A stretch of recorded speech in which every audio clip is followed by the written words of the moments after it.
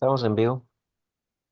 Muy buenas tardes, muy buenas noches, muy buenos días. Depende de la latitud en que nos miren. Este es el programa Alternativas. Muchísimas gracias por estar nuevamente con nosotras y nosotros. Nosotros me refiero a las compañeras que también constituyen el grupo comunal, ¿verdad? Y obviamente a la gente del auditorio femenino, ¿verdad? Que tanto apoyo nos dan siempre. Y muchas gracias por la audiencia, esta constante que nos dan. Y muchísimas gracias también por esta tarde, esta noche o este día, ¿verdad? Que nos escuchen y nos están ofreciendo un viernes muy particular, un viernes muy de fiesta realmente para toda América Latina, para el mundo, ¿verdad? Un aniversario más de la Revolución Sandinista. 45-19, parece un sueño realmente, ¿no? Y todo el tiempo que ha pasado es una maravilla. Y así es que es una tarde, noche muy especial. Y muchas gracias a las radioemisoras que nos retransmiten en este momento por eh, eh, forma virtual, Radio Guanacaste, 106.1 FM, Radio Soberanía, Radio Revolución. Y recordemos que mañana, a partir de las 10 de la noche, 22 horas, retransmitiremos el programa por la radioemisora costarricense Radio Actual 107.1 FM. Radio Actual tiene cobertura total nacional y también internacional por todos sus medios.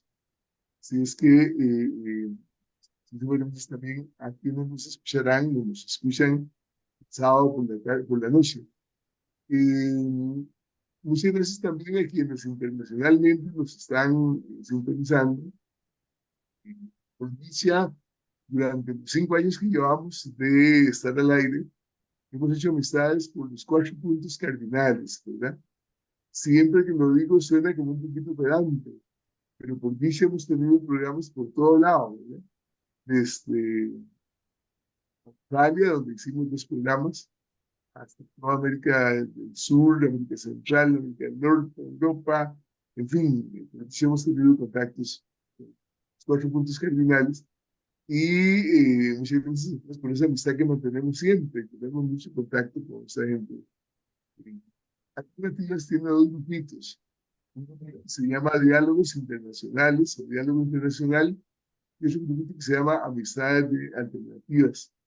Y entonces por ahí estamos intercambiando constantemente, ¿verdad?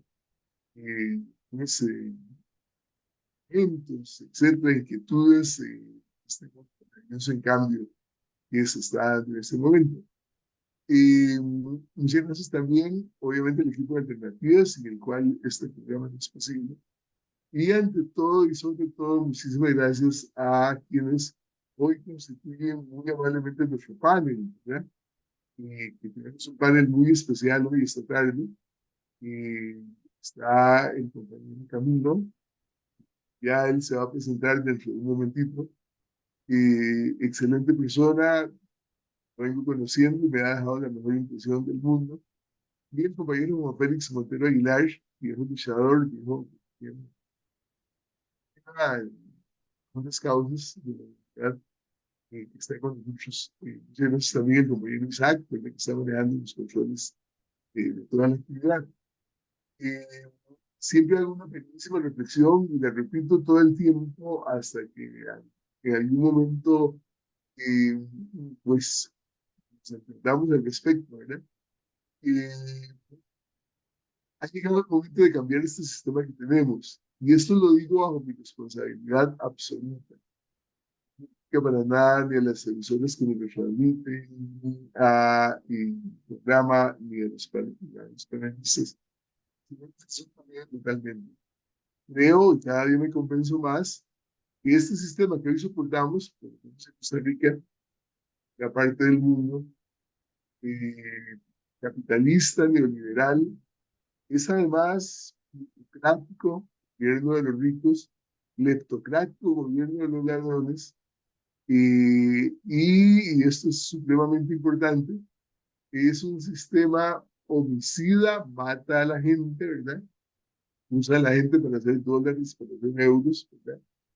Y si hay que prostituirla, la prostituye, si hay que intoxicarla con drogas, la intoxica, si hay que atemorizarla constantemente con la famosa inseguridad ciudadana, se lo atemoriza todo el tiempo. Y si hay que, incluso suena muy fuerte, pero siempre lo repito con mucho dolor, destazar a los niños para vender sus órganos, ¿verdad? Se hace definitivamente. En fin, es la plaga de la humanidad realmente. Oficina y cocina, y además insoportablemente patriarcal. No es la vía por la que la humanidad tiene que caminar si pretende tener futuro. Ese no es el camino. Debemos cambiar totalmente este sistema y cambiarlo por un sistema que es connatural al ser humano, un sistema humanitarista. El ser humano recupere su dimensión plena, recupere su dignidad, recupere todo su honor en el más amplio sentido del término, ¿verdad?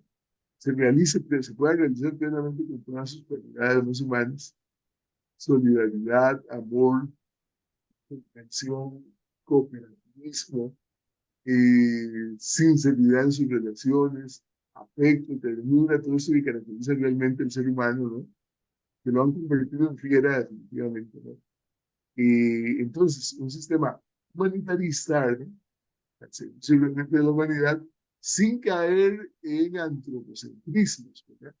Porque la esencia de la humanidad es la naturaleza, realmente, ¿no? Es la madre nutricia. Entonces, tenemos un sistema ecologista, 100% también, ¿verdad? Eh, total a nuestra madre, una relación totalmente fraterna entre naturaleza y seres humanos, ¿verdad? Y finalmente, un sistema totalmente participativo, ¿verdad? Y por dicha, por eso ya voy terminando, la gran mayoría de la humanidad, valga la redundancia, si es que la hay en algún momento, se está inclinando por esta opción de cambio. Casi instintivamente nos estamos dando cuenta, si no cambiamos este sistema, desapareceremos como especie. Si no cambiamos este terror, desapareceremos como especie. Si no cambiamos esta angustia cotidiana, desapareceremos como especie. No estamos luchando por un mundo totalmente diferente, que se empieza a expresar en esto que se ha dado en llamar por dicha el mundo multipolar, ¿verdad? Hasta el momento hemos soportado un mundo unipolar, ¿verdad? Manejado, ya sabemos, no por el pueblo estadounidense, que quiero muchísimo, muchísimo, mucho, que muchos montones, sino por la orgullo nefasta, mitocrática, que tenía Estados Unidos, ¿verdad? Y una gran parte del mundo occidental. Se está en decadencia total. Entonces, la humanidad ha identificado ese mundo bipolar como no viable. Ahí no se puede caminar, ahí empieza la destrucción. Y en cambio, ha empezado a anunciar por un multipolar, donde no existe un solo pueblo, sino que finalmente cada pueblo, en su dignidad, en su decoro, en su conciencia, en su defina lo que quiere ser realmente. Y podamos ser lo que queremos realmente ser, y no lo que nos imponga al respecto, ¿verdad? Y entonces, por eso la humanidad está dando grandes pasos hacia ese mundo multipolar. Y se demuestra, de hecho, con BRICS, por ejemplo, ¿verdad? Esta organización que no en ese mundo multipolar, de ayuda mutua, de colaboración constante entre todos los seres humanos, y dicen que realmente salvará a la especie un hábitat que tenemos en gran casa, ¿verdad? Oikos, ¿verdad? Natural, ¿verdad? Ya. Y si hay un pueblo que nos ha dado ejemplo de lucha toda la vida, hacia ese mundo multipolar, hacia ese mundo humanista, hacia ese mundo fraterno, hacia ese mundo de amor, hacia ese mundo de solidaridad, si hay un pueblo por aquí cerquita es el nicaragüense, realmente. La historia del pueblo nicaragüense es la historia de su lucha por la dignidad, pero no solamente por la dignidad del pueblo de su pueblo, sino por la redención plena de toda la humanidad en general, ¿no? Estamos celebrando una fecha muy particular, obviamente no voy a extender al respecto, pero se me hace 45 años que se fue el dictador horripilante, que durante también 40 años la familia Somoza, empezando con Somoza García, ¿verdad? Y que asesinó a Sandino Mansalva brutalmente, ¿verdad? Que montó una Guardia Nacional hecha por los Estados Unidos, no para el pueblo, sino para ser Guardia Nacional de Sonora, Nicaragua, durante 40 años, pero es un país que hoy hace justamente 45 años, el pueblo nicaragüense mandó a la tacho de la basura de la historia a Tacho Somoza Anticristino. Estaba leyendo que pocos años después, un consecuente de argentinos, de sudamericanos, ajustició en Asunción, en Paraguay, ¿no? Al último Somoza, ¿no? Al último dictador terrible. Que lo desapareció literalmente, ¿no? Siempre una emboscada magistral, vieron que interesante historia de película. O sea, sí, ya no está ni mañana, hicieron todo un proceso casi de película, ¿verdad?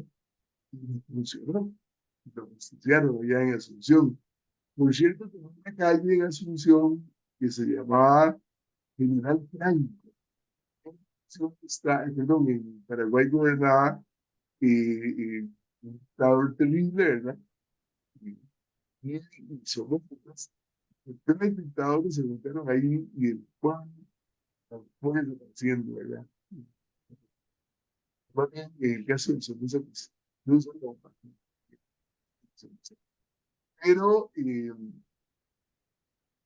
empecemos con esta sesión que dedicamos, 5:19, primero que homenaje a esta gesta tan maravillosa.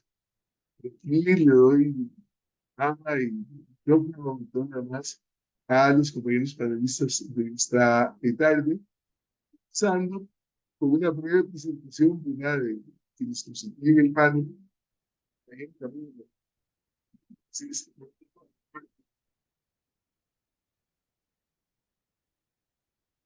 Me está costando un poco escucharte. ahora, adelante entonces, Camilo, con tu presentación pequeñita, primero, ¿verdad? La presentación personal y después el resto. Adelante, Camilo. Sí, bueno, buenas tardes, buenas noches, dependiendo de dónde estén.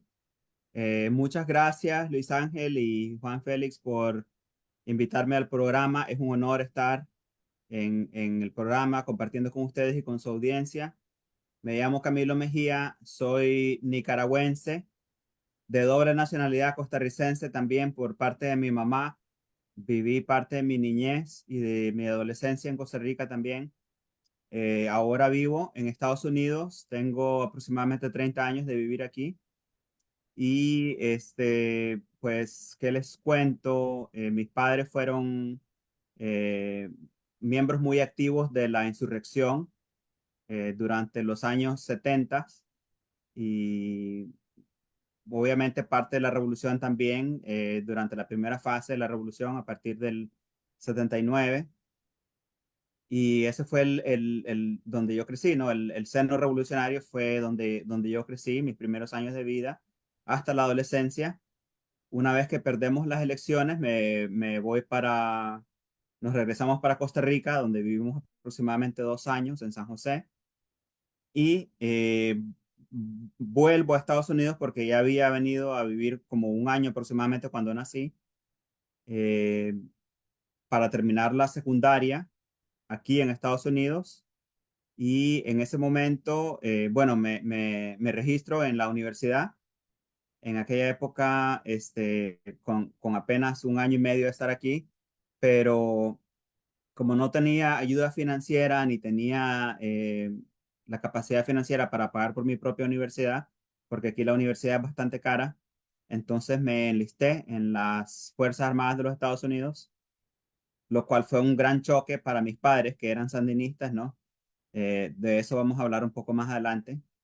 y pasé los próximos 3 años y medio en las Fuerzas Armadas de los Estados Unidos como soldado de infantería y luego vuelvo al estado de la Florida, la ciudad de Miami, donde este, una vez más reinicié mis estudios universitarios, mientras también era parte del Ejército de Reserva, de la Guardia Nacional, que es parte del Ejército de Reserva de los Estados Unidos, para recibir más ayuda financiera para poder terminar mis estudios académicos universitarios y completar mi contrato militar de 8 años.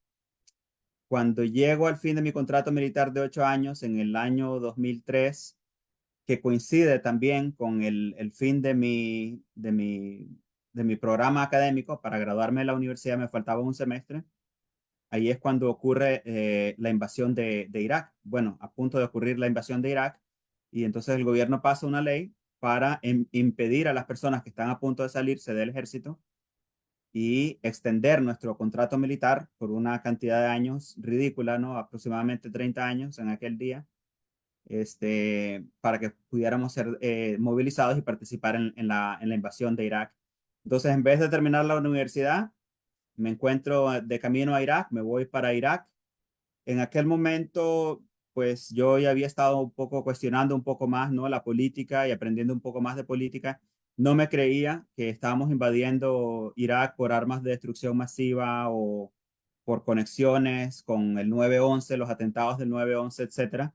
Me parecía que era una guerra por petróleo, pero había tanta oposición que pensaba que tal vez no habría guerra, que solamente íbamos a asustar a Saddam Hussein para que se fuera del poder y que habría una transición pacífica. Bueno, como ya sabemos, no fue así. La campaña de choque y asombro, que fue una campaña de bombardeo sin cesar, destruyó completamente al país, la infraestructura de un país bello, realmente, y procedimos a ocupar el país por muchos años y yo fui parte de esa invasión y ocupación inicial en ese país, en Irak. Y una vez que llego a Irak, mi oposición a la guerra deja de ser una posición abstracta y académica y empieza a convertirse en una oposición muy personal, muy moral, por el hecho de que estamos participando en crímenes de guerra y en misiones que están conllevando a las muertes de muchos civiles. Entonces, dentro de mi unidad en Irak, donde yo cumplía la función de un líder de escuadra, o sea que estaba a cargo de un equipo de 11, no, perdón, de 9, en un momento, de 9 soldados de infantería, empiezo a rehusarme a cumplir ciertas órdenes que conllevarían a la muerte no solamente de civiles, sino también de mis soldados. Muchas misiones suicidas, muchas misiones que no tenían ningún sentido más allá de instigar batallas y asegurar medallas para los oficiales que estaban al mando de nuestras unidades. Entonces empecé un poco a rebelarme y a cuestionar la cadena de comandancia y a decir que a rehusarme a ir en misiones y finalmente decidieron enviarme de regreso a Estados Unidos con un permiso de 2 semanas y estando aquí yo decido no volver, sino más bien solicitar una dada de baja como objetor de conciencia porque no estaba de acuerdo con las cosas que estábamos haciendo allá, la forma en la que estábamos brutalizando a la población de Irak y matando a civiles inocentes. Y obviamente el ejército no acepta eso. Eventualmente me entrego públicamente a las fuerzas militares y doy una rueda de prensa donde digo que la guerra es una guerra criminal, una guerra por petróleo, una guerra inmoral, que estamos cometiendo una gran cantidad de crímenes de guerra en contra de la población y que yo me declaro objetor de conciencia y que me rehúso públicamente a volver a la guerra.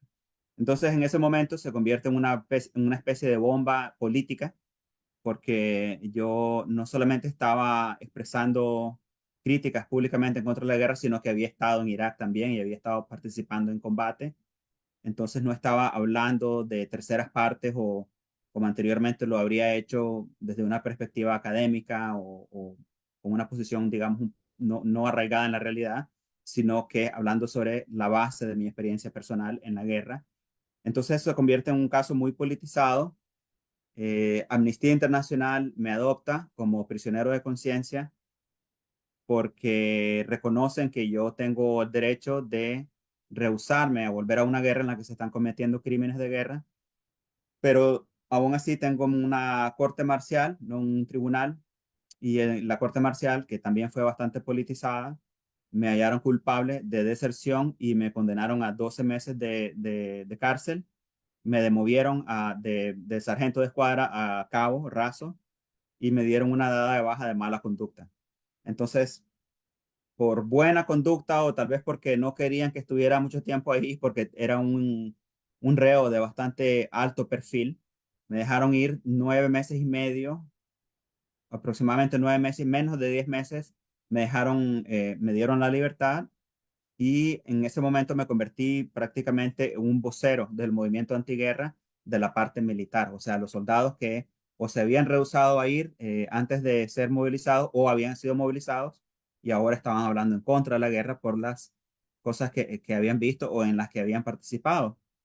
Eventualmente me ofrecen escribir un libro sobre mis experiencias en Irak, entonces lo escribí.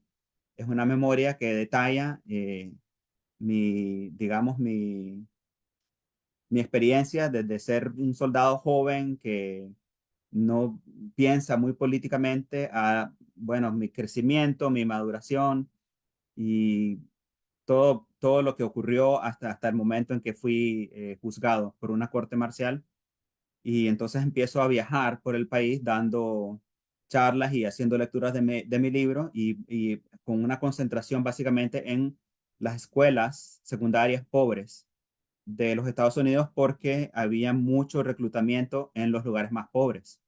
¿Por qué? Porque eran los niños, básicamente los niños de la escuela media y de la secundaria, los que no tenían realmente la capacidad económica, al igual que yo en mi momento, para costearse los estudios universitarios o para salir de alguna situación de extrema pobreza, algunos porque quedaban embarazadas o las novias o esposas quedaban embarazadas. Entonces era prácticamente un servicio militar de pobreza, ¿no? Porque eran realmente las personas pobres que no tenían otras opciones, las que en su mayoría se enlistaban en las tropas.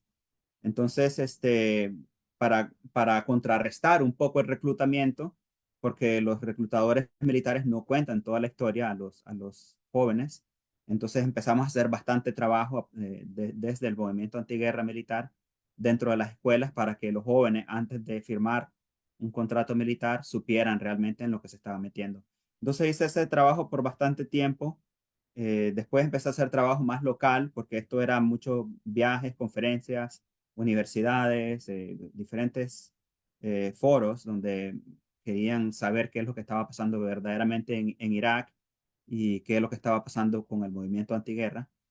Y dejé de hacer eso para enfocarme más en el activismo local en Miami. Y aquí básicamente empecé a involucrarme con los sindicatos, con el movimiento en protección de las comunidades inmigrantes, en movimientos ambientalistas, etcétera, ¿no? Entonces, nada, pues me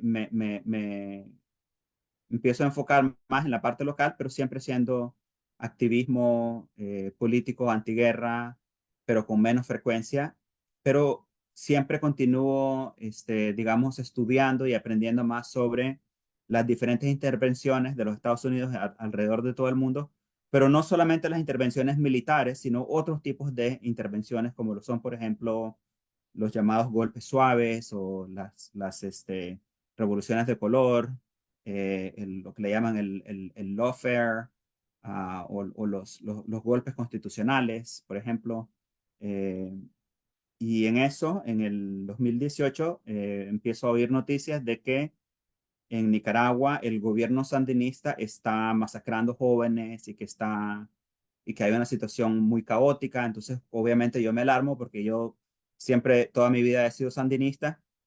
Entonces empiezo a investigar un poco lo que está pasando y me doy cuenta de que lo que realmente estaba pasando en Nicaragua era un intento de golpe al estilo revolución de color, golpe suave, como se le quiera decir, pero que realmente lo que había era un movimiento que ellos llamaban movimiento de la sociedad cívica o civil, la sociedad civil, que eran básicamente un ejército de diferentes organizaciones de cara progresista, campesinos, ambientalistas, feministas, trabajadores, estudiantes, etcétera, que estaban exigiendo que el gobierno renunciara, que el presidente y la vicepresidenta renunciaran, pero que habían sido financiados y entrenados 100% por Estados Unidos en su mayoría o por alguna otra potencia de Europa Occidental.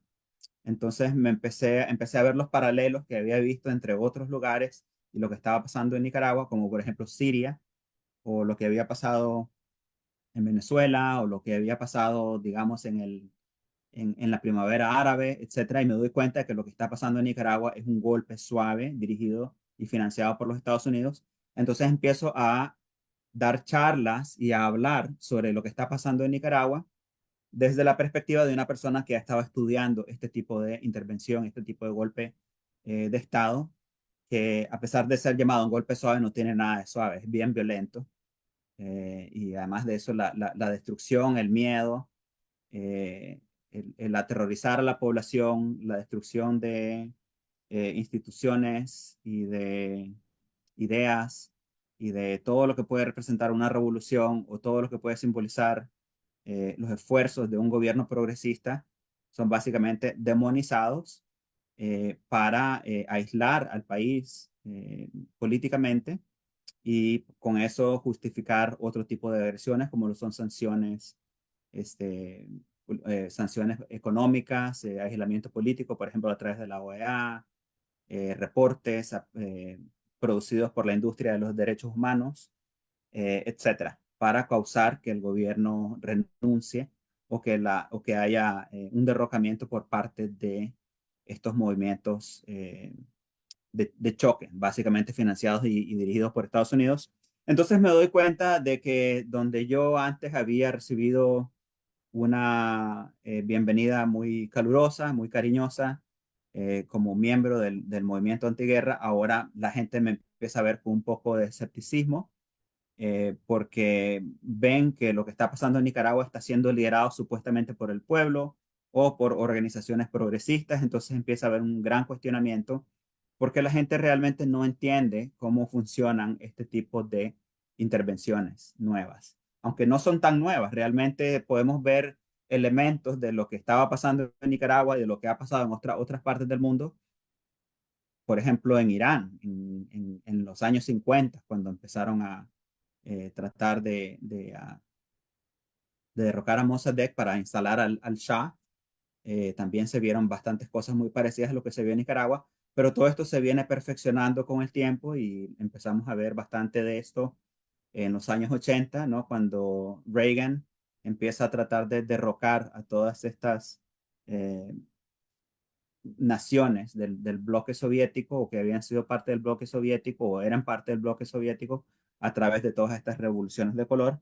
Entonces empiezo a enfocarme más en ese tipo de trabajo y finalmente vuelvo a Nicaragua después de mucho tiempo, hace un par de años, y una vez estando en Nicaragua logré obviamente eh, confirmar todo lo que ya había aprendido a través del estudio y a través de la investigación y me doy cuenta de que las cosas por las que he estado luchando en este país, todas las reivindicaciones de las personas pobres, de los inmigrantes, de las personas negras, de las mujeres, de las personas LGTB, etcétera, son básicamente logros de la revolución que en Nicaragua no se está luchando por obtener esos logros, sino por mantenerlos.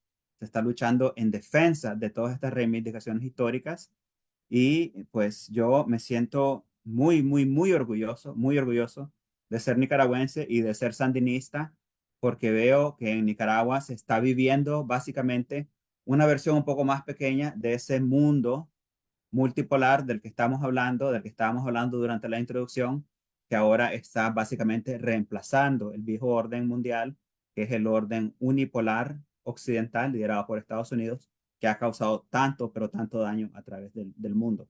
Y fue una introducción un poco larga, pero ahí la tienen. No sé, si quieren que les comente un poco más sobre algo de lo que compartí, o si quieren entrar en otro tema. Excelente, Camilo, pero excelente, excelente, excelente, excelente. Vaya un abrazo muy fraterno así a la distancia, definitivamente, ¿no? Muchas Es gracias. conmovedor todo lo que has contado y obviamente no conocía yo esa faceta tan particular que te da toda la autoridad para afirmar todo lo que afirmas, ¿verdad? A nadie te contó lo que fue la guerra depredadora allá, ¿verdad? Nadie te contó, sino que estuviste allí definitivamente, ¿no? Y nadie te contó el proceso de reclutamiento, sino que lo viviste. Y nadie te contó el proceso de represión, ¿verdad? Por parte de esa élite, ¿verdad? Porque la viviste. Y nadie te ha contado cómo superar esa etapa con toda la dignidad, porque la superaste realmente. Y sos ejemplar. Muchísimas gracias. Realmente nos has dado una cátedra, ¿verdad? Tremendamente ilustrativa. Muchísimas gracias, Camilo.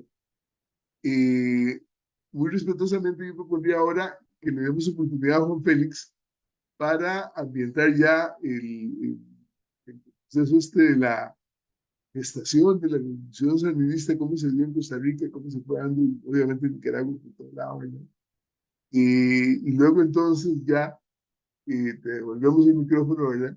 Para que te dé un gusto contando todos estos evidencias, ¿verdad? Tan particulares al respecto. Juan Félix, adelante. Mm, Muchas gracias. Un saludo a todos los que están escuchando en la radio y este programa Alternativas. Muchas gracias por invitarme y para mí es un honor estar aquí a la par de Panga y de Camilo para poder, de cada día crece uno más en conocimientos. Yo creo que esa historia de Camilo daría para un programa solamente dedicado a que él nos cuente todas esas vivencias. Y yo por mi parte, bueno, sí, yo soy un maestro de escuela pensionado. Desde muy joven me metí en las cuestiones, en las líderes de las luchas sociales. Cuando tenía 19 años, organizamos el primer sindicato de educadores de Costa Rica. Ahí estaba yo con 19 años firmando el acta junto a 80 compañeros maestros. Hoy día ese sindicato tiene más de 30.000 afiliados. Y después en el proceso de fundación de la Federación Nacional de Empleados Públicos, en el proceso de la fundación de la Confederación Unitaria de Trabajadores de Costa Rica. Y así estuve trabajando con las comunidades en el programa de desarrollo comunal. Ahí conocí a Luis Ángel hace ya bastantes años. Y ahí seguí con mi carrera de sindicalista. Después me dediqué por varios años profesionalmente a la lucha política desde el Partido Vanguardia Popular. Y durante 3 años estuve de representante en La Habana, en una organización que fundaran Fidel Castro y el Che Guevara, conocida como la OSPAAL, Organización de Solidaridad de los Países de África, Asia y América Latina. Esa organización aún existe. Responde a esa visión de ese tercer mundo que debe rebelarse contra el colonialismo y el imperialismo y desarrollar la solidaridad entre estos países. Ahí estuve durante 3 años y y bueno, me dediqué en el país a trabajar con los movimientos sociales y hasta aquí estoy, hasta la fecha, colaborando en esto. Yo no sé si podría de una vez, Luis Ángel, desarrollar el tema. Claro, claro, adelante, adelante, adelante. Bien, Adelante, hermano. bueno, hoy nos hemos recreado con el conocimiento de la experiencia de Camilo y precisamente hoy en que estamos conmemorando el 45 aniversario de la Revolución Popular Sandinista. Este acontecimiento o este proceso de la Revolución Popular Sandinista en realidad resume todo lo que es la historia de resistencia del pueblo nicaragüense en diferentes etapas de su desarrollo. Pero digamos que podríamos clasificarlo en tres etapas más recientes, sin irnos tan lejos como lo que fue la invasión norteamericana a través de un emprendimiento privado que fue el de William Walker. Ese fue un emprendimiento privado, pero patrocinado por la doctrina Monroe, que pretendía ir apropiándose de todas esas naciones, a como después se apropiaron de la mitad del territorio de México, se apropiaron de la isla de Cuba, de Puerto Rico, de Filipinas, del archipiélago de Hawái, donde inclusive tuvieron encarcelada a la reina de Hawái. Bueno, todo ese proceso, desde Costa Rica, nuestro presidente Juan Rafael Mora tuvo una visión de futuro, de dónde venía eso. Yo compararía a Juanito Mora, nuestro presidente, con una visión parecida a la de Simón Bolívar.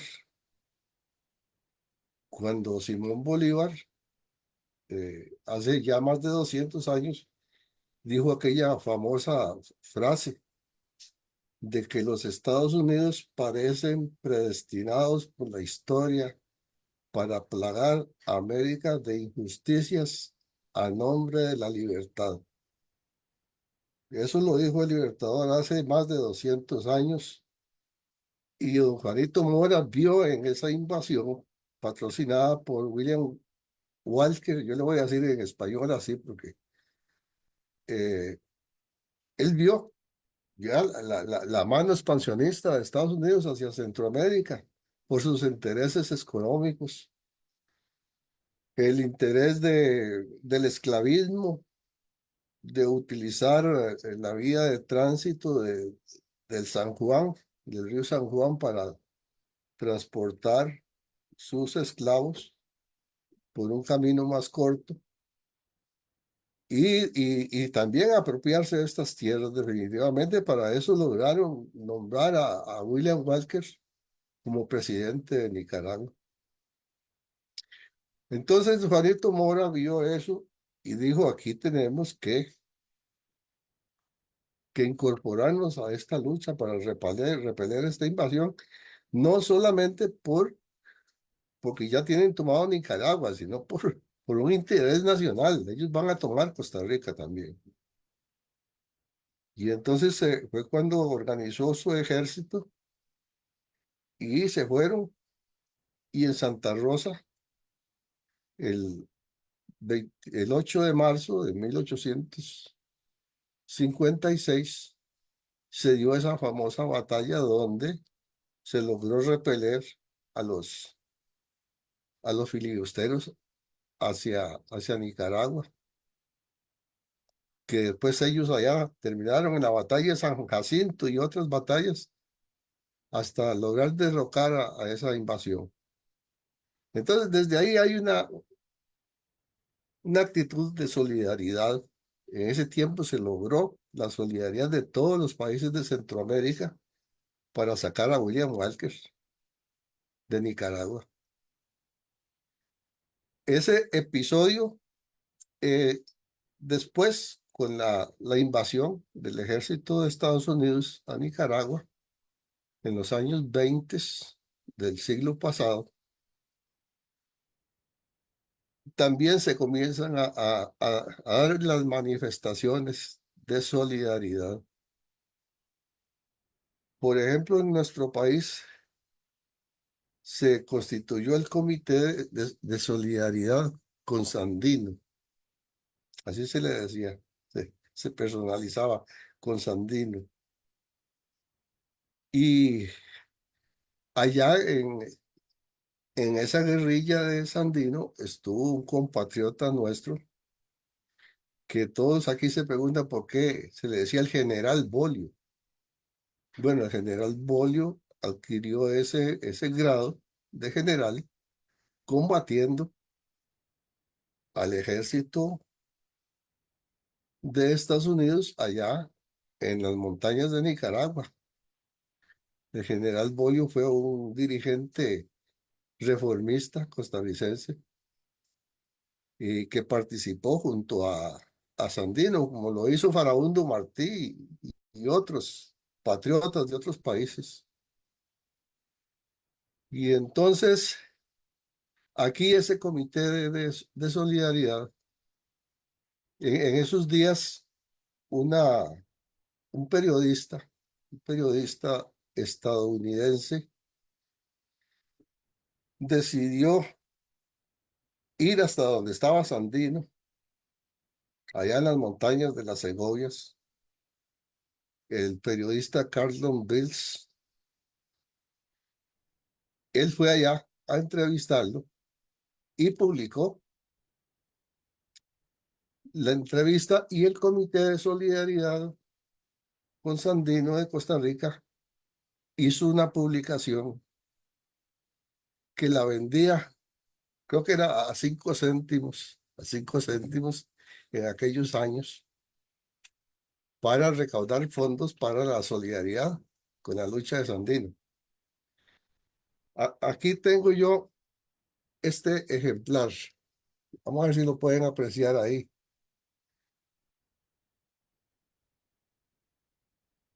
Yo creo que este ejemplar es único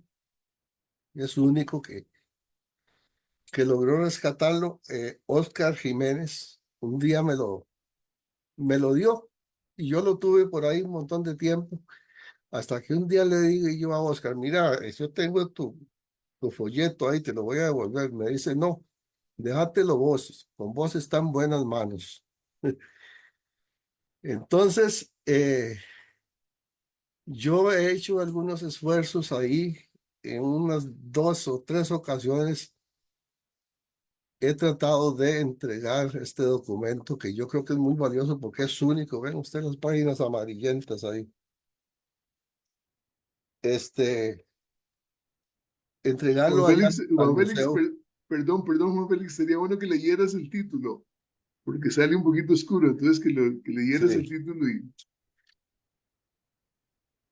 Bueno, aquí dice Carlton Bills con Sandino en Nicaragua. Después viene aquí hacia la frontera nicaragüense. Hay un prólogo y después al final hay un índice que dice introducción hacia la frontera nicaragüense en el frente de Sandino, sobre las huellas del caudillo, las condiciones de paz que propone Sandino, la factura a Mr. Coolidge, combates con los marinos norteamericanos, documentos para la historia. Tal vez Camilo me pueda ayudar para llegar algún día este documento ahí al museo en Niquinomo, ahí donde guardan esos recuerdos de la guerra por la soberanía nacional de Nicaragua, Claro que sí, con mucho gusto, Juan. ¿sí? Que lideró el general Sandino. Y así, en otras etapas se han dado manifestaciones de la solidaridad del pueblo de Costa Rica. Eh, Tal vez cometo injusticias con otros movimientos que hubo, pero quiero destacar al comandante que le decían Garcillón, comandante Garcillón, Domingo García Barberena. Él era nicaragüense, pero vivía aquí desde muy joven. Era militante del Partido Comunista de Costa Rica. Él organizó una guerrilla como con 80 hombres allá en la zona sur de Nicaragua.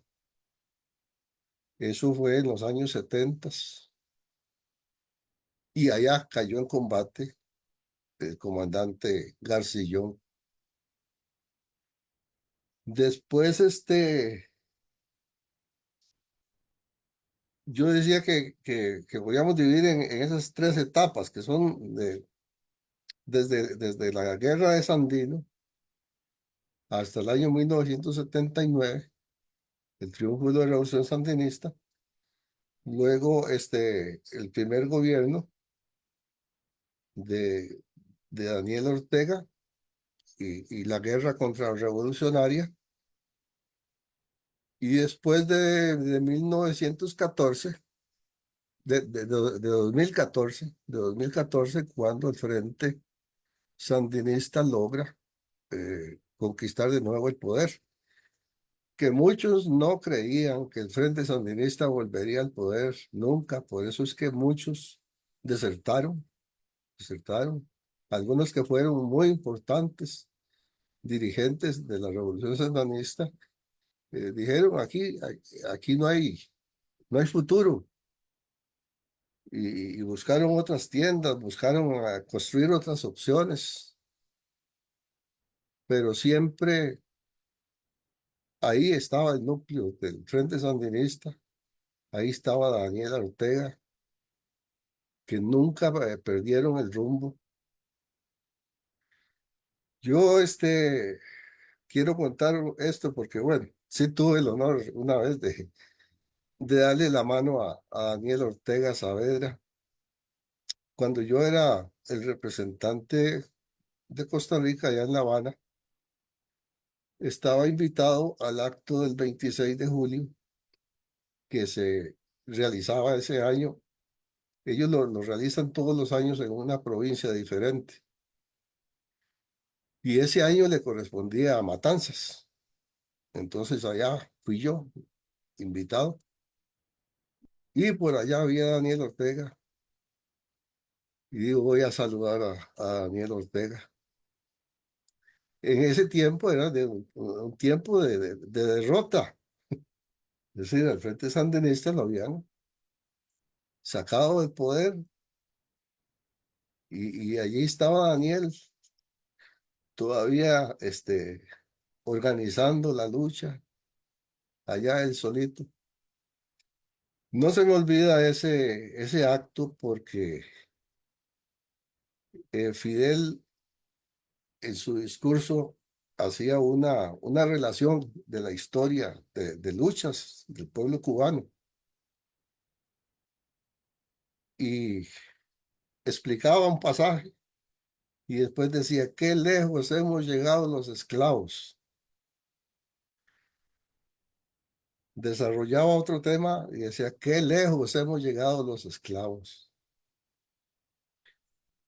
Ese discurso lo pueden encontrar ahí en internet, se titula así, qué lejos hemos llegado los esclavos. Bueno, pues en los tiempos después de la guerra, la guerra contrarrevolucionaria que le impusieron al pueblo de Nicaragua, en los años 80, 81 y 82, Un momentico.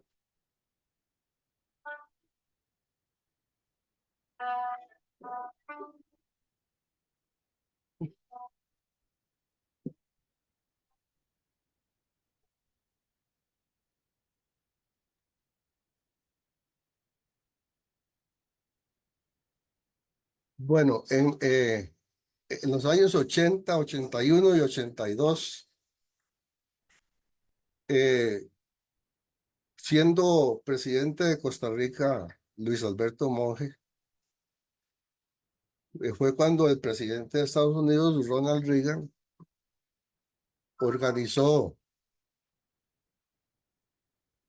esa guerra que le costó al pueblo de Nicaragua más de 50.000 víctimas, gran destrucción de infraestructura, aquel bloqueo que hicieron en los puertos. eh, entonces, ¿qué fue lo que sucedió en esos tiempos? Bueno, Costa Rica había jugado un papel importante en la revolución sandinista, inclusive el apoyo del gobierno de Rodrigo Carazo Odio.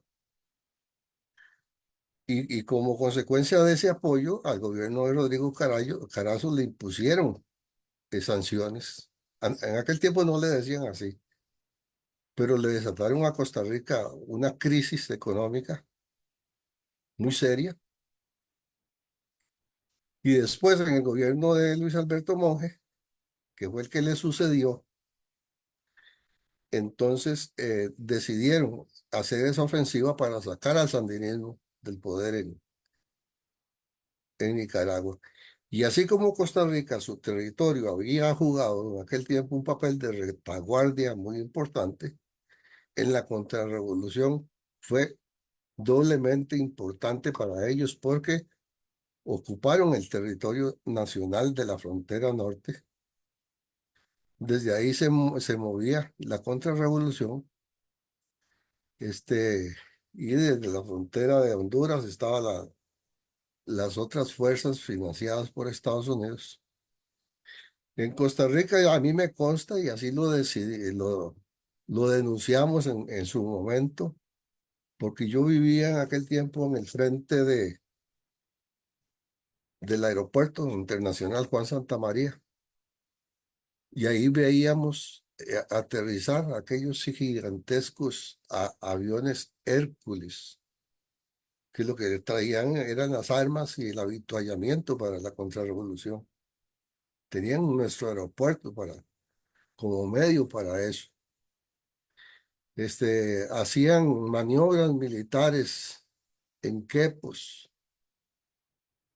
y establecieron una base militar en Guanacaste y establecieron la radioemisora en San Carlos, la radioemisora de la BOA. La BOA es la Voice of America. La voz de los Estados Unidos tenía su repetidora aquí en San José para desde ahí mandar el mensaje contra la revolución sandinista y para todos sus objetivos de derrocar al gobierno sandinista. Bueno, aquí por supuesto nosotros en esas condiciones hacíamos todos los esfuerzos posibles de apoyo a la revolución sandinista, este, para defenderla. Se me olvidaba decir que en las etapas previas al triunfo del 19 de julio de 1979, el Partido Vanguardia Popular envió allá una brigada de 300 voluntarios, entre hombres y mujeres, debidamente disciplinados y organizados y armados. Desde aquí desfilaron al Frente Sur. Posteriormente, ya en la época contrarrevolucionaria, se organizó otra brigada que se llamó Juanito Mora,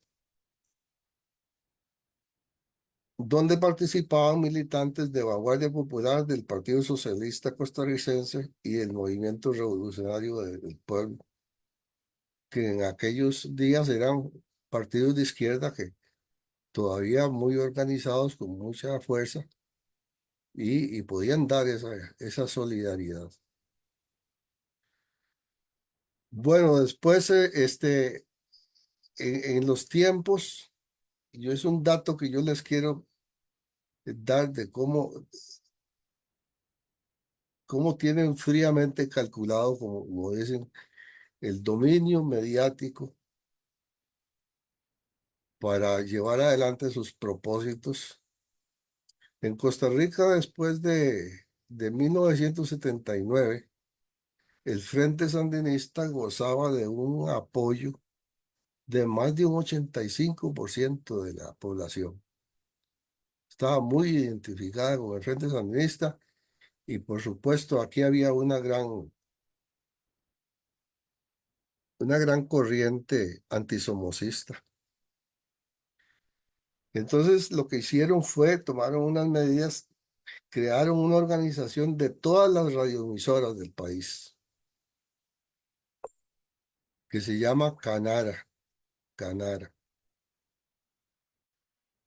Esa emisora se conectaban todas a las 6 de la mañana para mandar el discurso contra el sandinismo. Y en términos de 3 meses lograron bajar el apoyo que tenía la revolución sandinista a un 3%. Ve usted el poder que tiene esa influencia mediática.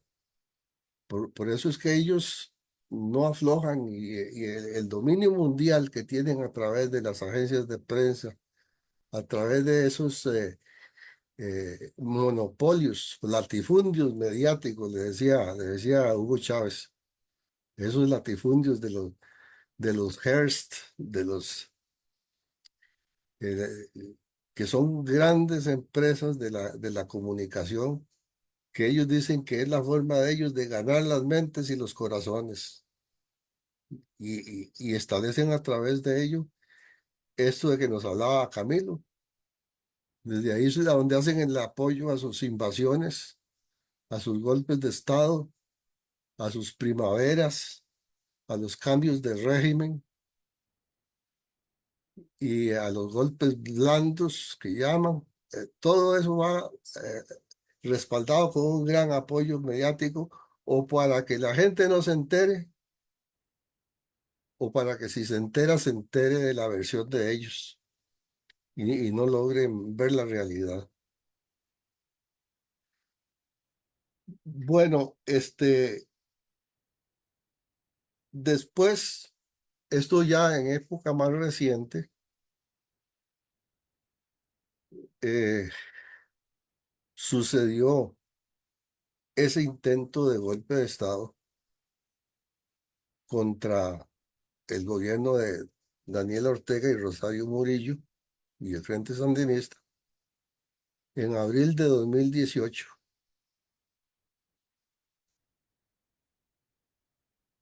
Fue una cuestión que yo veo que sí, tomó de sorpresa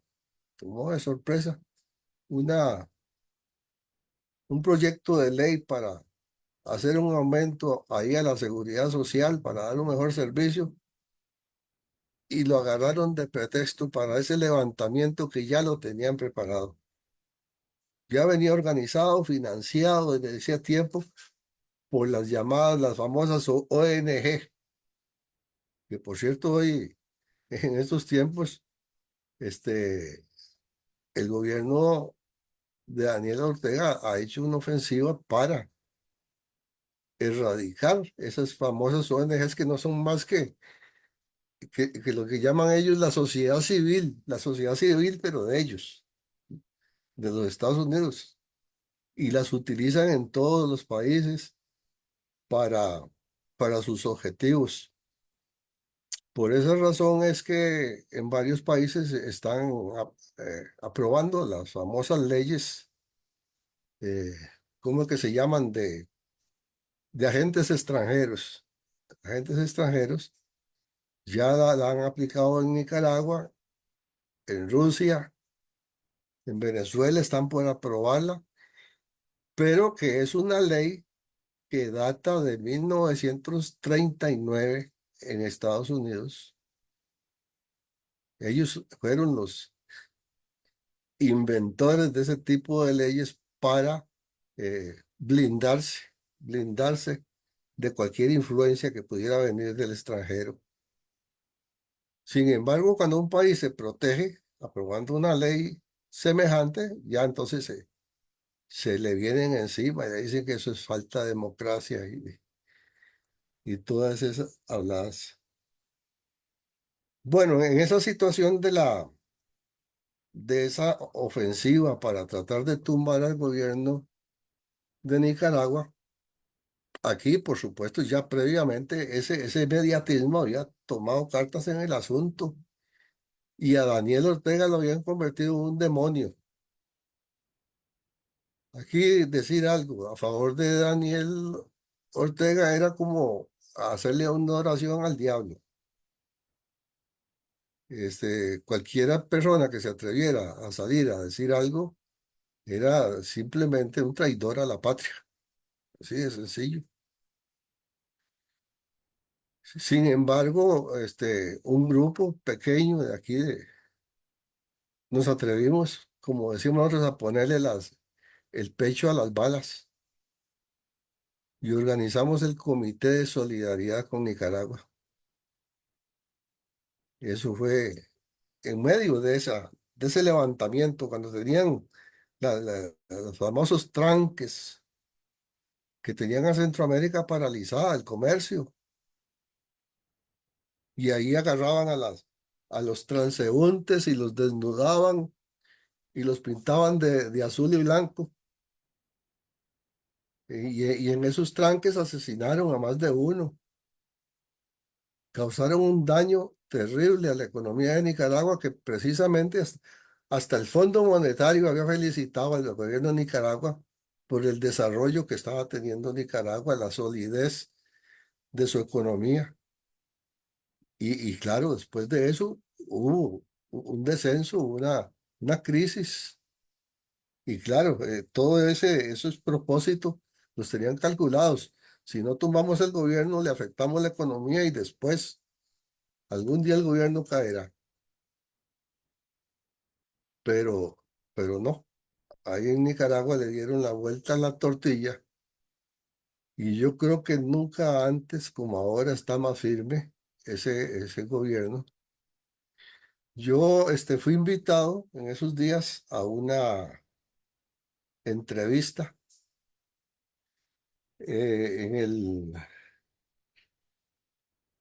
el Canal 13, que es el canal estatal, por quien era directora en ese tiempo de ese canal. Le invitaron al Comité de Solidaridad y a otro analista para analizar una encuesta que hizo Borges y Asociados, que es una encuestadora costarricense, que nada tiene de sandinista ni nada. Sin embargo, aquí el alboroto es porque un año después de esas guarimbas, como les dicen en Venezuela, en Nicaragua, de ese desastre, sin embargo, esa encuesta arrojaba resultados de apoyo superiores al 80% de apoyo al gobierno de Daniel Ortega y Rosario Murillo.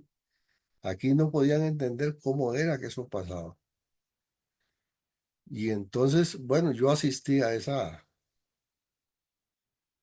entrevista. Ahí se la mandé a Panga, porque está ahí en YouTube. ¿Por qué? ¿Por qué no podían entender eso? Porque el problema es que al pueblo de Costa Rica lo tienen pésimamente informado. Lo tienen desinformado. Le ocultan la información que debe conocer o la divulgan parcialmente, pero siempre con su cuota de veneno. Y entonces el costarricense no tiene una percepción clara ni objetiva de lo que pasa en el mundo y en los otros países, especialmente en Nicaragua.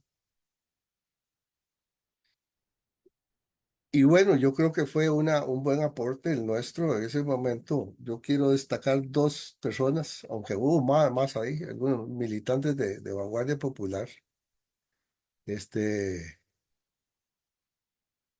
voy a citar a Óscar Barrantes y a Milagro Solís.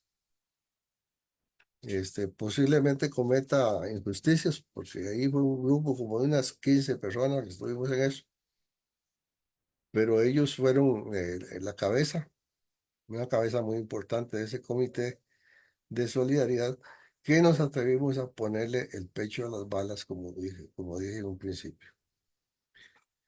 Entonces, así para aterrizar, yo creo que aunque sea un grupo reducido aquí en Costa Rica, hemos cumplido con la solidaridad con la revolución sandinista a a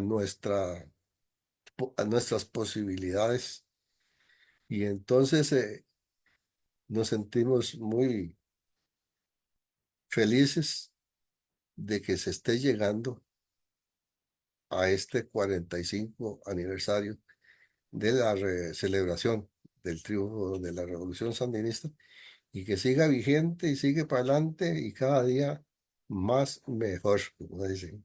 Así que muchas gracias por atenderme y pasen buena noche. Muchas gracias, Juan Félix. Pero por favor, no te pongas la pijama ni nada por el estilo, Juan Félix. Está empezando la noche, definitivamente. Además de que Sí, sí, hoy sí. es viernes y los viernes son muy peligrosos en Costa Rica. Viernes de moda. Sí. Y viernes de celebración, no, esto apenas está empezando realmente, ¿no? Y qué importante realmente escuchar en caliente, ¿verdad? Estos testimonios fundamentales sobre este proceso tan dignificador, ¿verdad? No solo de los pueblos centroamericanos y nicaragüenses y costarricenses en particular, sino de la humanidad en general, ¿no? Vamos hacia ese mundo nuevo, vamos hacia ese mundo de solidaridad, de amor, de paz.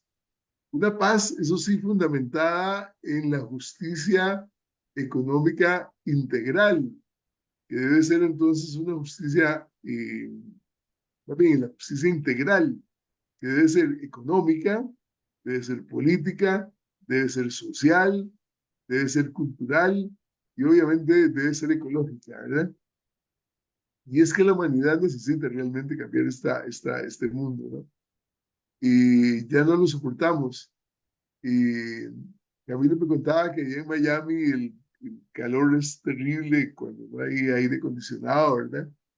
Que las casas están hechas no para que habiten los seres humanos, sino para que funcionen los aparatos de calefacción, de enfriamiento, el aire acondicionado, ¿no?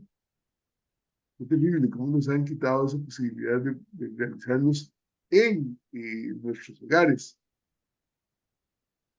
Eh, Se vuelve, y no es que la historia se repite, aunque Marx decía, recuerden que se da como, eh, se da como tragedia y se repite como comedia. No es que se esté repitiendo la historia va para adelante, definitivamente.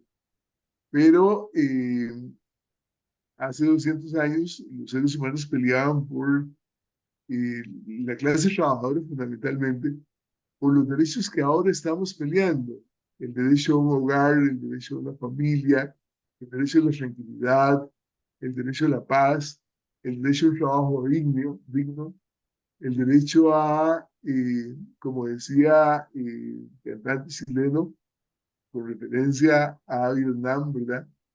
El derecho a vivir en paz, realmente, ¿no? Esa paz, insisto, no una paz abstracta, sino fundamentada en hechos concretos, una paz fundamentada en la seguridad integral del ser humano, una paz fundamentada, reitero, en la solidaridad, una paz fundamentada, reitero, en ese término tan maravilloso que significa amor, pero amor integral, ese amor que tanto le canta la revolución sandinista, ¿verdad?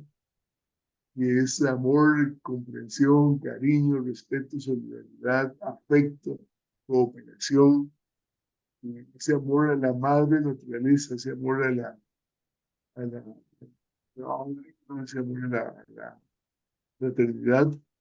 Ese derecho entonces a tener vivienda, ese derecho a tener alimento, ese derecho a tener educación, ese derecho a tener salud, ese derecho a tener cultura, el disfrute pleno de la cultura, ¿verdad? Que nos han ido quitando y quitando y quitando todos los días y a toda hora, ¿no? Y por eso la humanidad está despertando. Ya estamos tocando el fondo, ¿verdad?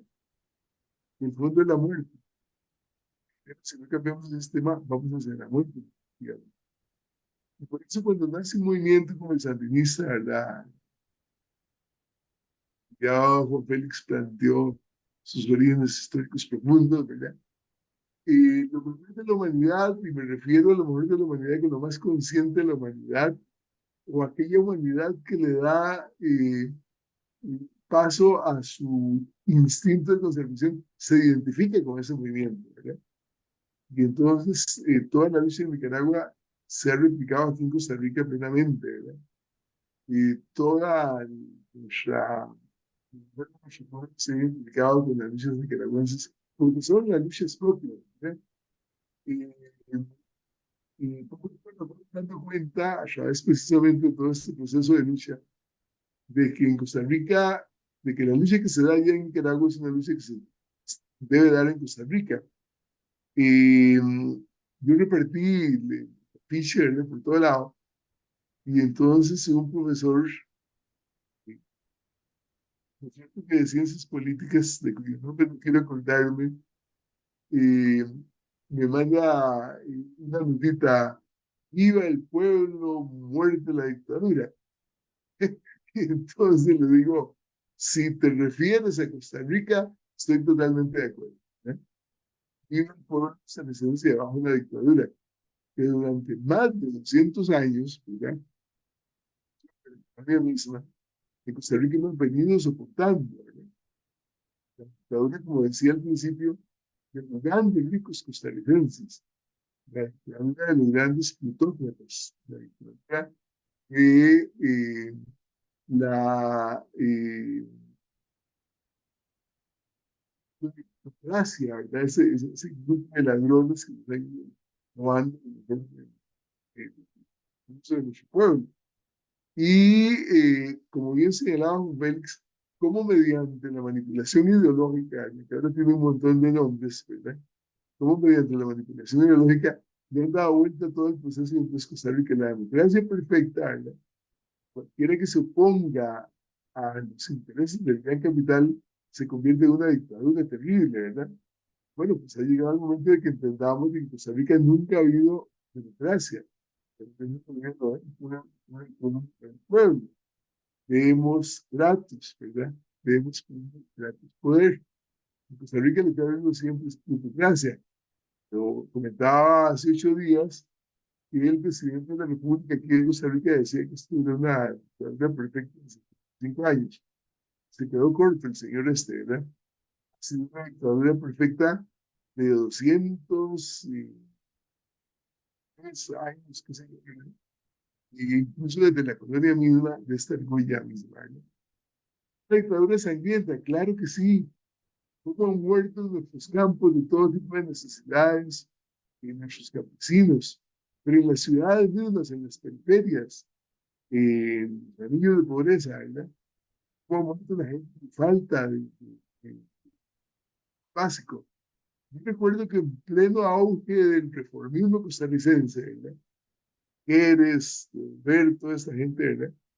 Yo pertenecía al Movimiento Nacional de Juventudes, y entonces una organización muy particular, y entonces íbamos a hacer trabajo comunal. Entonces, no me que hizo pequeño movimiento dentro de la escuela, ¿no?, Costa Rica.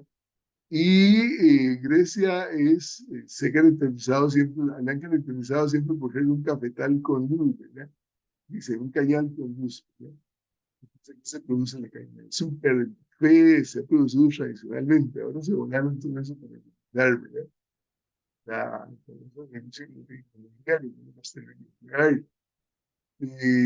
y entonces íbamos a hacer trabajo comunal a los sitios periféricos de acá, de Grecia. Y entonces íbamos a un país Y repito, en pleno auge del reformismo, en pleno auge del reparto de plata por toda la ¿verdad? Nos encontramos gentes viviendo en un tugurito, ¿verdad? Y piso de tierra, y los niños comiendo tierra, ¿verdad?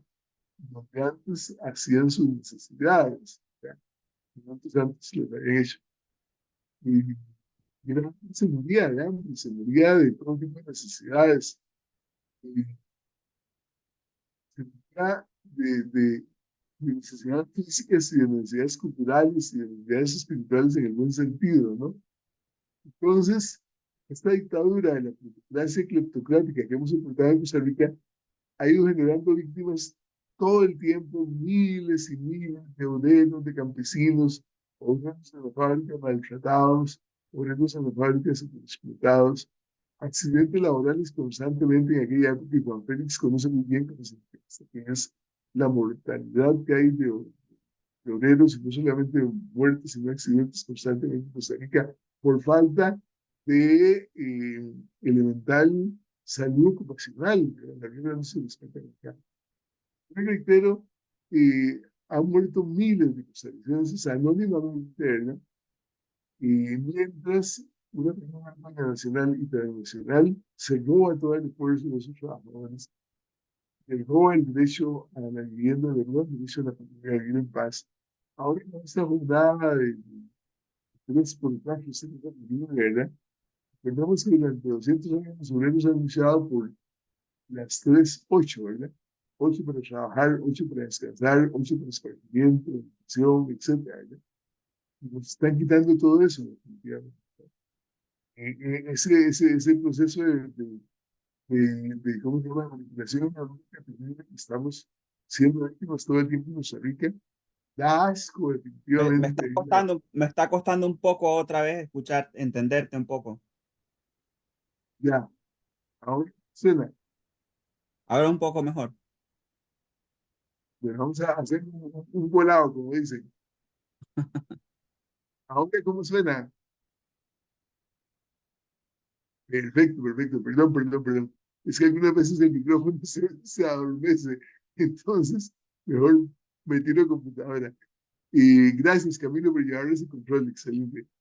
Y entonces les decía que nos han ido quitando todos los derechos y durante alguna época el código de trabajo más o menos funcionó, obviamente con un montón de falencias, ¿verdad?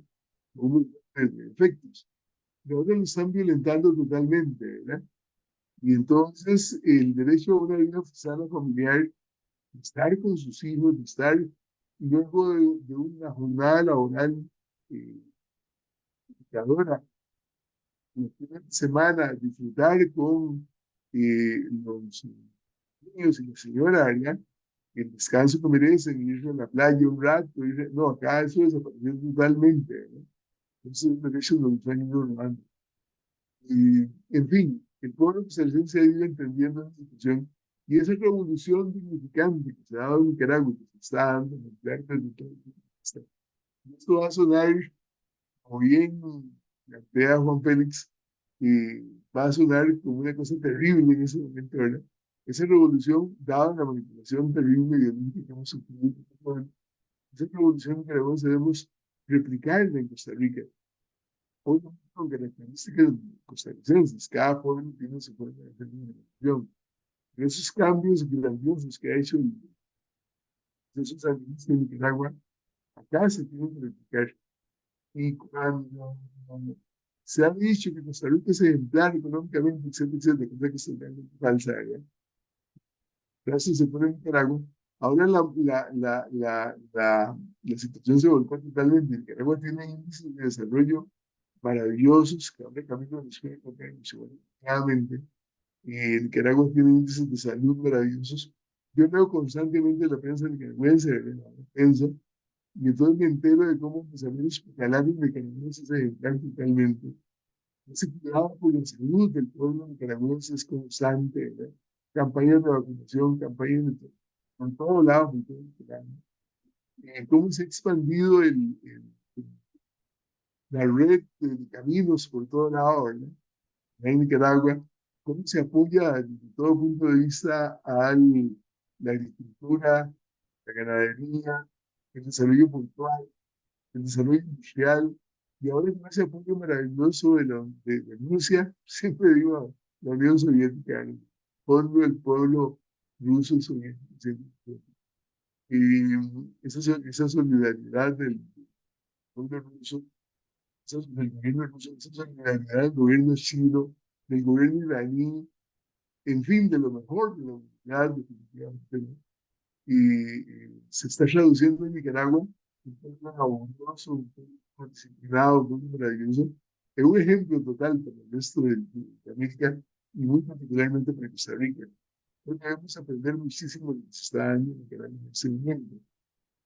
Y obviamente, como estoy terminando, la solidaridad, bueno, hay aquella famosa frase, ¿verdad?, de que hombros con hombros, manos con manos, ticos y nicas somos hermanos.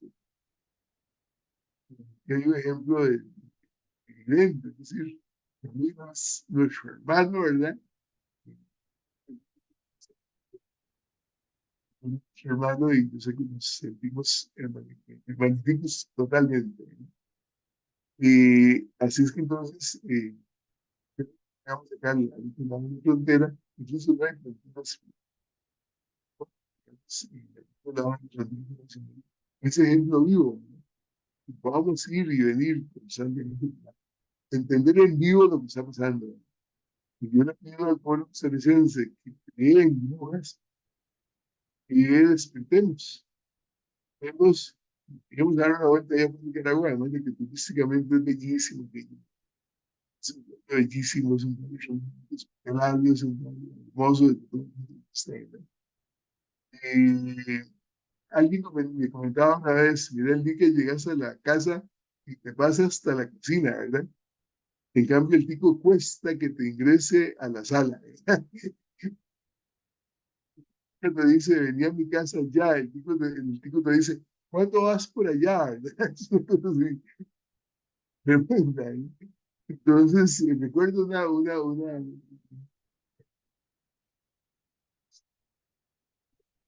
me fui en bus, y entonces iba a parte de una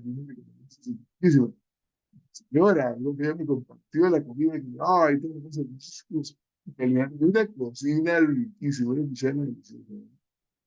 Entonces, cuando llegamos allá a Managua, me dice, mire, te espero en mi casa, gracias. Digamos, no estábamos ya felices.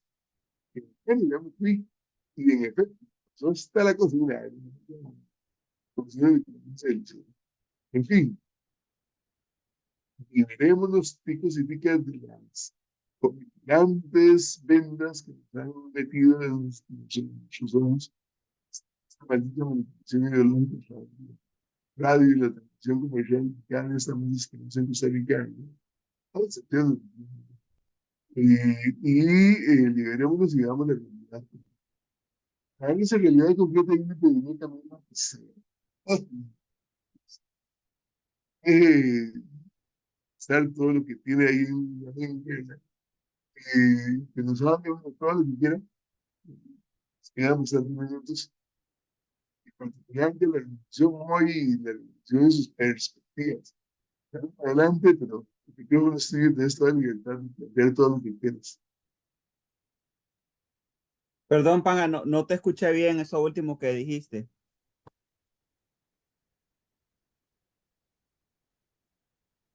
Adelante, Camilo.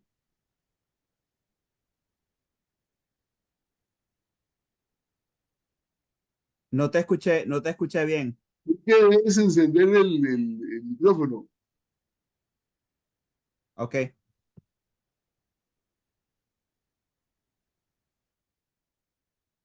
¿Me puedes escuchar?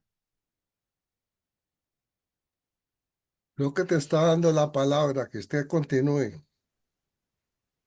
Ah, sí, bueno, pues qué agregar. En primer lugar, pues siempre muy feliz por esa historia de colaboración y de solidaridad con Costa Rica, pues verdaderamente desde la época de William Walker, ¿no? Estamos hablando de mediados del siglo XIX y a través de los años también, antes de que empezara el programa, yo estaba compartiendo con ustedes que también durante la insurrección, mi mamá y mi hermano y yo vivimos en San José, donde había todo un movimiento sandinista para derrocar a la dictadura de Somoza, eh, en parte con mucha participación solidaria de muchos compañeros costarricenses.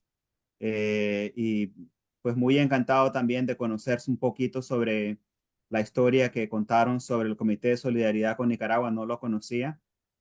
Entonces, muy lindo y muy agradecido por esa historia.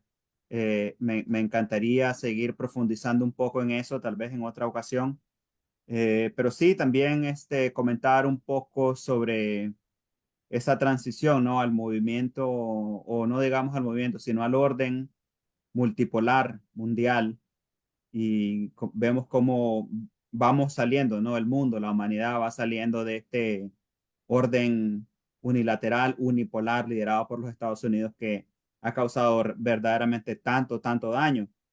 Yo creo que esta transformación histórica, esta transformación global, requiere nuevos conceptos, nuevos entendimientos de lo que son los movimientos de izquierda, los movimientos de derecha, los liberales versus los conservadores, etcétera, porque lo que realmente estamos viendo es una lucha entre dos órdenes mundiales, dos sistemas: el sistema unipolar, liderado en este momento por los Estados Unidos, pero que representa, digamos, la hegemonía de Occidente, que podríamos decir que viene desde el Imperio Romano hasta ahora, con la ayuda de la Iglesia Católica, obviamente, hasta el día de hoy. Y ahora lo que vemos es otras potencias surgir en el plano geopolítico, como lo son, por ejemplo, China, Rusia, India y otras potencias también a nivel regional, por ejemplo, Irán en el Medio Oriente,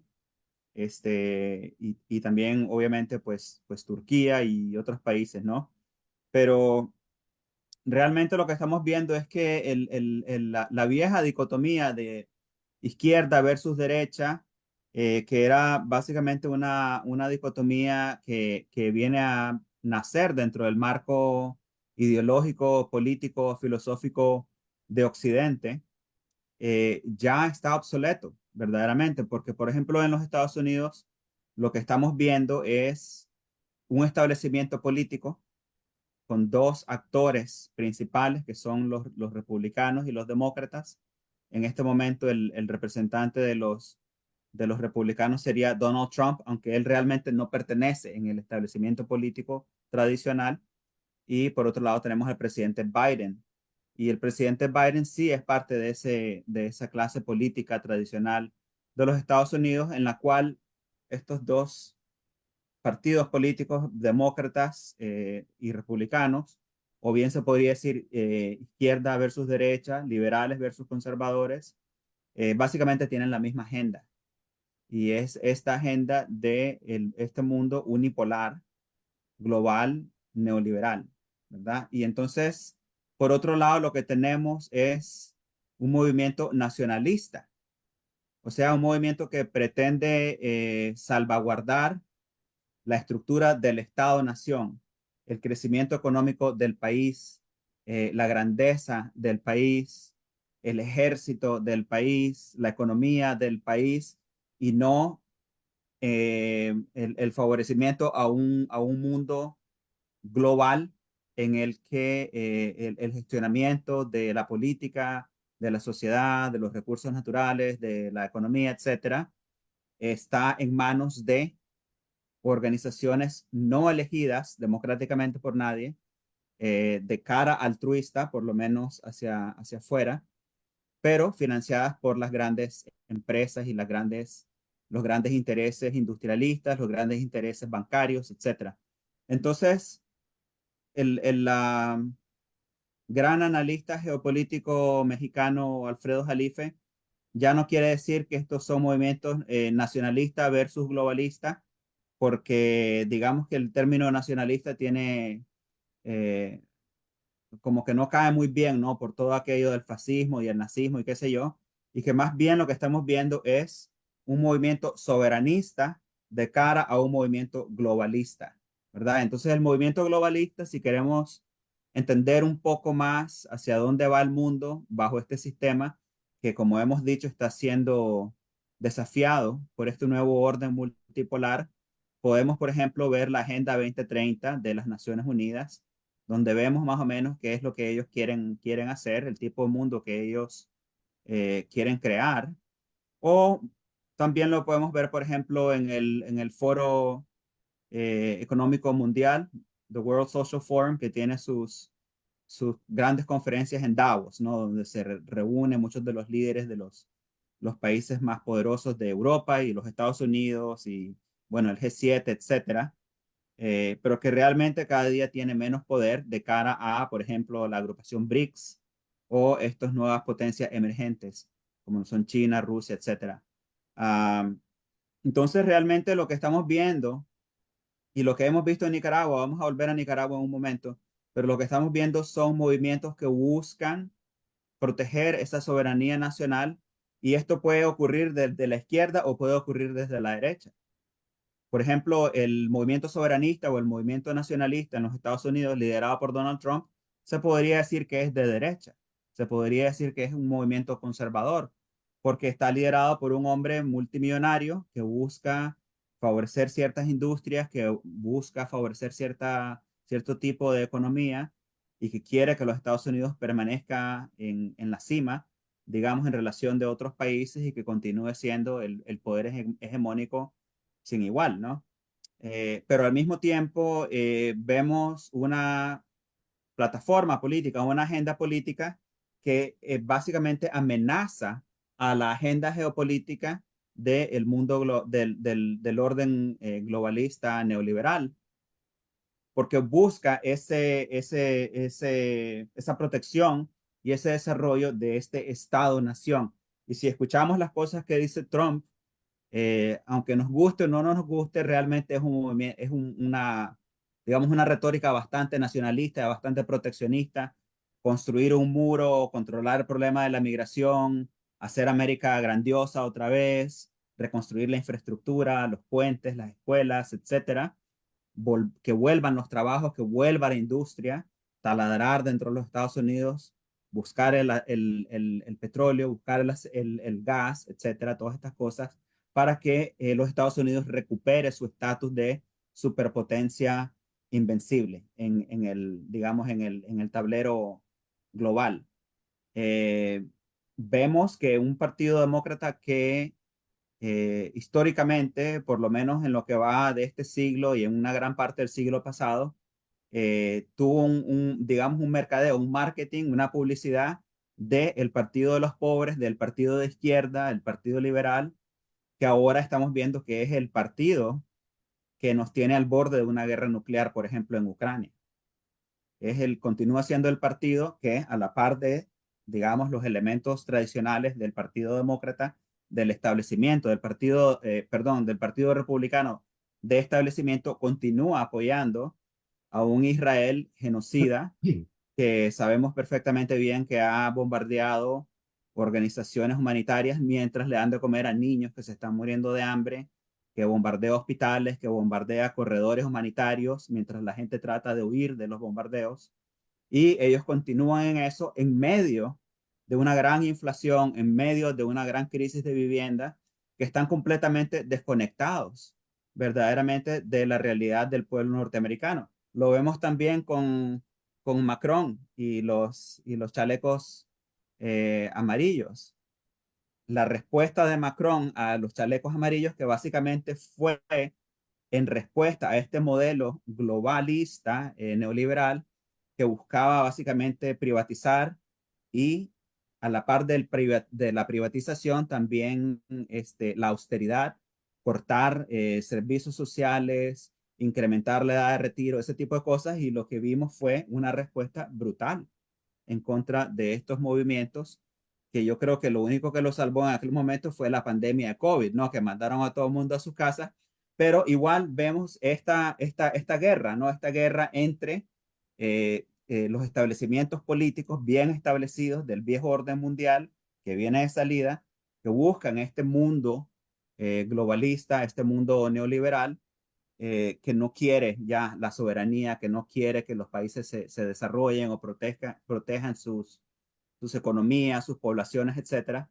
Entonces, vemos elementos de izquierda y vemos elementos de derecha en ambos movimientos, porque lo que tenemos en los movimientos nacionalistas, por ejemplo, de un Donald Trump o de un Bukele o de un Bolsonaro, o en un principio incluso se podría decir que de un Boris Johnson, que empezó siendo como una especie de Trump británico y que luego fue, digamos, arrastrado hacia la agenda globalista neoliberal, que también no buscaba salir de ese conglomerado europeo de la Unión Europea y que estaba haciendo muchos cuestionamientos, digamos, de corte nacionalista. Entonces, no se puede realmente ya hablar de una izquierda versus derecha, porque vemos que la supuesta izquierda, las agrupaciones liberales de antaño, están favoreciendo cosas como, por ejemplo, la guerra en Ucrania, que están favoreciendo todos estos recortes a, digamos, las redes de seguridad social, las jubilaciones, los salarios mínimos, etcétera. Entonces, realmente sí, lo que estamos viendo es un movimiento soberanista que busca la protección de las poblaciones, la protección de las leyes que protegen el medio ambiente, las leyes que protegen a los trabajadores, las leyes que buscan el continuo desarrollo del país, de la infraestructura del país, de los diferentes sectores, a la par de un sistema global neoliberal que busca, ¿no?, el saqueo de los países que no le interesa que haya redes sociales de apoyo para las personas pobres, para los trabajadores. Y en Nicaragua lo que tenemos es un movimiento nacionalista, soberanista de izquierda. Somos una revolución. Nosotros somos una revolución. Y si nos vamos en la historia al movimiento sandinista, que en aquel momento no era el movimiento sandinista porque era sandino, ¿verdad? Pero lo que había en Nicaragua anterior a eso era, bueno, precisamente esta dicotomía de liberal versus conservador, que era básicamente igual en toda Latinoamérica y que era básicamente el viejo poder de los herederos de la corona española, las familias ricas, las familias millonarias que tenían el poder latifundista, que tenían las tierras y que tenían el poder institucional, que ocupaban los ministerios, que eran los presidentes, y los vemos en las historias de todos nuestros países. Y de cara a eso tenemos una burguesía que surge, digamos, del industrialismo, del desarrollo, de las importaciones y exportaciones, que también busca ocupar un lugar de poder en nuestros países. Entonces tenemos estos dos movimientos, liberal versus conservador, que básicamente son de élite.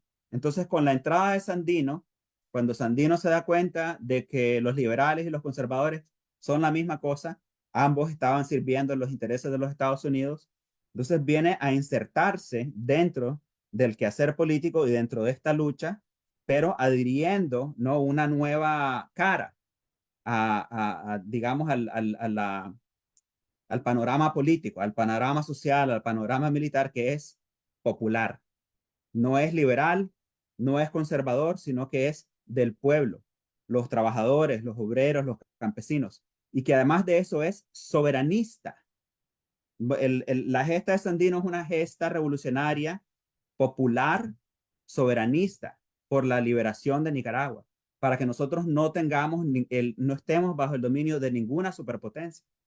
Y eso es algo que marca realmente, que le da una identidad única al movimiento sandinista en relación a cualquier movimiento liberal versus conservador. Entonces en Nicaragua nosotros tenemos un movimiento soberanista desde la época de Sandino. Desde la época de Sandino nosotros hemos estado caminando en aras hacia este nuevo orden multipolar en el que las naciones son naciones soberanas, naciones libres, y en el cual no hay una sola superpotencia que es la que está básicamente dictando y tomando todas las decisiones y sometiendo al resto de los pueblos del mundo a sus intereses, básicamente. Entonces vemos realmente un cambio tectónico en el panorama geopolítico, en el sentido de que empezamos a ver que de cara a este movimiento hacia un mundo globalista, neoliberal, gerenciado por organizaciones internacionales, no elegidas por nadie, pero financiadas por el gran poder, vemos que se empiezan a levantar diferentes movimientos de cara a eso que quieren ser básicamente estados-nación soberanos, libres, que puedan participar, digamos, en la economía mundial desde una posición equitativa, desde una posición de beneficio mutuo, por ejemplo, en el comercio, en el intercambio cultural, en el intercambio social. Y entonces en Nicaragua lo que estamos viendo es un gran desarrollo, se están sentando las bases para una explosión de desarrollo que en el pasado fue imposible porque no teníamos infraestructura, porque no teníamos una población educada, porque no teníamos tendido eléctrico, estamos literalmente en la oscuridad y ahora hemos viniendo sentado a las bases para que el país pueda desarrollarse. Tenemos carreteras, tenemos puentes, tenemos represas, tenemos 99.9% de cobertura eléctrica, tenemos educación gratuita, accesible para todos los nicaragüenses, primaria, secundaria, universidad, etcétera. Un sistema de salud universal comunitario que está presente en los barrios pobres, en las comarcas, en los pueblos y que además de eso está conectado con un sistema de hospitales nuevos en los que continuamos invirtiendo, invirtiendo, invirtiendo. Entonces Nicaragua empieza en este momento un proceso, digamos, de desarrollo en un nivel bastante más alto. ¿Por qué? Porque nosotros no teníamos realmente todas esas bases, esos cimientos, debido precisamente a el sistema económico neoliberal globalista al que estuvimos sometidos durante esta serie de gobiernos, ¿no? Liberal conservador, a raíz de la pérdida de las elecciones en el año 1990 y hasta el año 2006. Verdaderamente no fue el 2014, sino el 2006. El FSLN vuelve al poder en el año 2007 y a partir de ahí volvemos a retomar muchos de los programas que habíamos desarrollado durante la primera fase de la revolución a partir de 1979. Entonces lo que nosotros vemos es una Nicaragua que hoy celebra 45 años de revolución, que ya viene encaminada hacia este nuevo mundo, hacia este nuevo orden multipolar en el que los países pueden ser soberanos, libres y llevar a cabo relaciones internacionales con otros países dentro del marco del respeto y del beneficio mutuo. Entonces, a mí me parece que es algo increíble, ¿no? Que un país tan pequeño pueda servir de ejemplo para el mundo entero sobre cómo poder relacionarse con grandes potencias o con países pequeños, con países hermanos, como lo son Costa Rica, El Salvador, Honduras, pero también con otras potencias como lo son eh, Rusia, China e incluso los mismos Estados Unidos. Nosotros tenemos un surplus, nosotros tenemos un superávit en términos del comercio con los Estados Unidos. O sea, nosotros les vendemos más a ellos de lo que nosotros compramos. Y eso es algo que ha continuado incluso a pesar de las sanciones. Y también tenemos relaciones con otros países dentro de la región y tenemos relaciones con Irán, tenemos relaciones con Venezuela, tenemos relaciones básicamente con todo. Dentro del marco del respeto y el beneficio mutuo, nosotros somos básicamente un socio de cualquier país que quiera llevar a cabo relaciones dentro del marco del respeto y el beneficio mutuo con nuestra nación. Y ese es verdaderamente el tipo de sistema que queremos ver en el mundo. Queremos ver un sistema mundial en el que los países puedan tener este tipo de relaciones con otros países dentro del marco del respeto y el beneficio mutuo. Los chinos le dicen a su filosofía de desarrollo con otras naciones que ha sido digamos, un motor detrás de su iniciativa de la franja y las carreteras, que es básicamente win-win o ganar, ganar, lo cual significa que cuando ellos firman un contrato con otro país para llevar a cabo el desarrollo, es un contrato de beneficio mutuo. En el caso de Nicaragua, ¿qué significa eso? En el caso de Nicaragua, eso significa construir un canal interoceánico que traiga desarrollo al país, que nos ayude a nosotros a salir adelante. Nos van a ayudar por ejemplo, con construir un tren Vamos a construir este canal interoceánico. A la par de eso van a haber también viviendas, va a haber comercio, va a haber importación y exportación. Y bueno, un sinnúmero de beneficios que en comparación con lo que había antes, que eran todos estos tratados de libre comercio, estos eran tratados que básicamente llegaban a nuestros países a extraer la riqueza de nuestros países. Y a la par de la extracción de la riqueza de nuestros países, les decían a nuestros gobiernos que teníamos que aprobar leyes que garantizaran que las transnacionales que llegaban a nuestros países pudieran lucrarse de nuestros recursos naturales y de nuestra mano de obra. Entonces, ¿qué significa eso en términos prácticos? Eso significa, por favor, si tienen salario mínimo, no más salario mínimo. Si las personas se pueden retirar a la edad de 60 años, por favor suban esos 64, 65, algunas de las cosas que estamos viendo en Europa, que hemos visto en Chile, que vimos en Ecuador, etcétera, o llegan y dicen, bueno, no queremos más subsidios, en Nicaragua hay muchos subsidios, para apoyar, por ejemplo, los transportistas, para proteger a las personas que trabajan independientemente, para las personas que llevan a cabo el trabajo de la producción. Somos un país soberano alimentariamente hablando, lo cual es algo increíble también. Entonces, todos estos tratados de libre comercio básicamente llegaban a los países e imponían todas estas reglas dentro de sus tratados para que los países básicamente elimináramos, los países pequeños elimináramos básicamente todas las redes de apoyo social, especialmente para las personas más vulnerables. Entonces, ahora, ¿qué es lo que tenemos? Ahora tenemos un mundo multipolar, o nos estamos acercando cada vez más a este mundo multipolar en los que tenemos socios como por ejemplo Irán, o puede ser China, o puede ser Rusia, en los que vienen y dicen, bueno, nosotros queremos comprar tus hortalizas, queremos comprar tu carne, tu leche, tus huevos, etcétera. Y además de eso queremos hacer comercio contigo y vamos a construir carreteras, vamos a construir, creo que en Argentina estaban construyendo el tendido eléctrico, sistemas de ferroviarios por toda Sudamérica, en diferentes lugares construyendo puertos marítimos, aeropuertos, cosas así, que son parte de esta iniciativa de desarrollo comercial de China. Entonces lo que estamos viendo es digamos, un restablecimiento de las relaciones internacionales entre los países dentro de ese mismo marco de respeto y de beneficio mutuo que vemos perfilarse dentro de este nuevo orden multipolar mundial. Entonces Nicaragua está muy bien situada porque nosotros tenemos una historia de luchar por nuestra soberanía, nuestra dignidad y nuestra independencia desde la época de Sandino hasta el mismo día de hoy, que estamos celebrando 45 años de revolución, que es una revolución de un país libre y soberano, y no podría estar más feliz de poder estar compartiendo con ustedes este pequeño análisis, ¿no?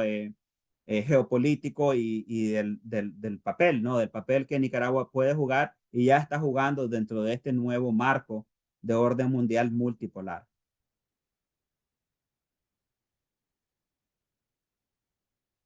No quiero robarme todo el tiempo. No sé si tienen algún comentario, pregunta o reflexión, pero adelante, compañeros. Te pueden robar toda la noche. ¿Y cómo estamos aprendiendo? ¿Cómo estamos? Y yo creo que el sentimiento lo comparte nuestra audiencia también. Lo que nos está dando es una cátedra de luz, de claridad, de orientación correcta, de desintoxicación, ¿verdad? Cómo nos han envenenado, cómo nos han embrutecido, cómo nos han manipulado la realidad totalmente, ¿verdad? Y que vengas y nos plantees con luz meridiana como una realidad concreta, y no son simples palabras, sino con hechos concretos que ahí están, efectivamente, ¿no? En Costa Rica tenemos la ventaja que está ahí muy cerquita, ¿verdad? La realidad para que la vayamos a constatar. Eh, y es eso, como decía hace un rato, eh, constantemente leemos la prensa, analizamos el asunto, la conversamos con gente allá en Nicaragua, ¿verdad? Y lo que nos están diciendo es la realidad absoluta. El salto que ha dado en Nicaragua gracias al sandinismo No le está dando en América Central nadie, ni en América Latina, definitivamente, esta velocidad tan maravillosa, ¿verdad? Y lo bonito es que no es un salto sencillamente insustentado para más adelante, sino que todo lo contrario. Un salto que significa subir de grada, fundamentarse el pie en esa grada para dar otro salto y otro salto y otro salto infinitamente, ¿verdad? Como que es un ejemplo tal para que aprendamos cómo estamos aprendiendo y reitero, es cátedra de cátedra abierta y concreta, ¿verdad? En nicaragüense contemporánea. Eh, Realmente me encanta y me gustaría que este programa no terminara nunca. Desgraciadamente, en efecto, nos quedan como 5 minutos, ¿verdad? No porque lo queremos, sino por necesidades de la radio, ¿verdad? Esa es como la situación en la radio. Y entonces nos quedan 5 minutos. Y no tengo nada, bueno, pues agradecer infinitamente, no Yo solamente quería, sino tu amistad, ¿verdad? Y obviamente, Juan Félix, ya para ir concluyendo, pero quería decirle, Camilo, que el programa está abierto totalmente cuantas veces lo necesiten, ¿verdad? Ya tenemos el contacto directo de WhatsApp, ahí tendré el programita, ¿verdad? Ya lo hemos mandado por los 4 puntos cardinales, ahí en WhatsApp tenemos el lado, y, y entonces tengamos este canal abierto, porque muy frecuentemente vamos a estar invitando a participar, ¿verdad? Alternativas es eso, nuestro lema es pensar Claro que libremente para sí. construir un país y un mundo integralmente mejores. Es que constantemente vamos a estar. Con muchísimo gusto, ha sido un gran placer compartir con ustedes, Juan Félix y Luis Ángel. Ha sido una noche muy, muy linda, ha sido muy lindo compartir con ustedes y hay tanto de qué hablar, hay tanto que compartir, así que sea la primera de muchas veces. Espero que se sientan con la confianza y la libertad de llamarme cualquier día si quieren comentar algo sobre nuestra patria grande o sobre el quehacer político de los Estados Unidos, que en este momento está, digamos, bastante volátil, o hablar de cuestiones geopolíticas, lo que ustedes quieran. Yo estoy a su orden y estoy muy complacido y muy honrado de haber podido compartir con ustedes esta noche. Un abrazo enorme, muchísimas gracias, Camilo, muchísimas gracias. Un abrazo enorme, definitivamente, ¿no? Para ti, para tu familia, para tu pueblo, para tu gente, muchísimas gracias. Juan Félix, ya para terminar, bueno, yo quería señalar, aquí hemos tenido gobiernos definitivamente antisandinistas y totalmente plegados a las políticas del Departamento de Estado de los Estados Unidos. Particularmente, bueno, es que no hay excepción. Ese gobierno de Luis Alberto Monge, que se dio durante la guerra que le impuso Ronald Reagan, a ese gobierno le entregaban 2 millones de dólares diarios para superar la crisis que le habían impuesto ellos mismos al gobierno anterior.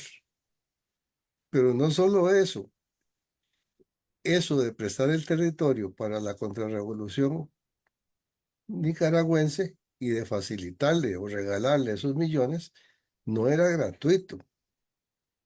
Era aparte de prestar el territorio nacional con ese propósito, era entrar en la etapa de cambiar el modelo económico. A partir de 1982 fue que se comenzaron a aprobar los programas de ajuste estructural para introducir el modelo neoliberal en Costa Rica y desechar el anterior que era el del reformista, ¿verdad? Como dijo Panga.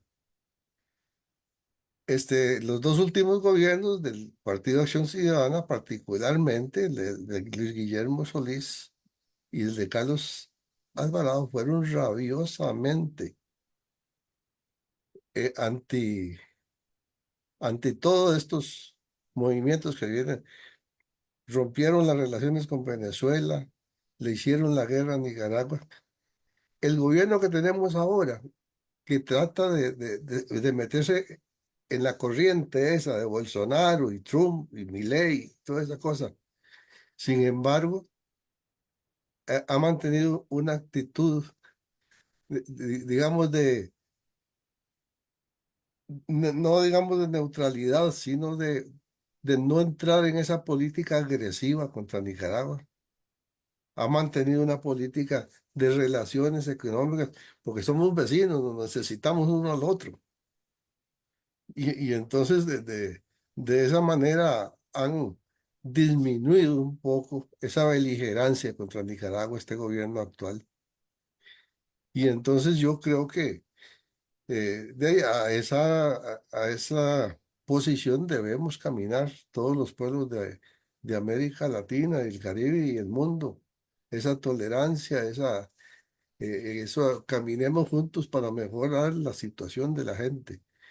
Así es que yo he estado también demasiado contento con conocer personalmente por este medio a Camilo. Ahí estamos en el chat de Nicaragua quiere paz. Debíamos meter a Panga Ahí ahí, nos ¿no? vemos y nos vemos en Costa Rica también porque yo estoy yendo bastante a Costa Rica, así que probablemente para fines de año estaré pasando por Liberia y después por San José, así que esperaría poder tener la oportunidad de darles un abrazo y que nos tomemos una taza de café. Claro, ya tiene cómo comunicarse con nosotros. Ahí estaremos esperando. Gracias, hermano. Buenas noches, muchísimas gracias.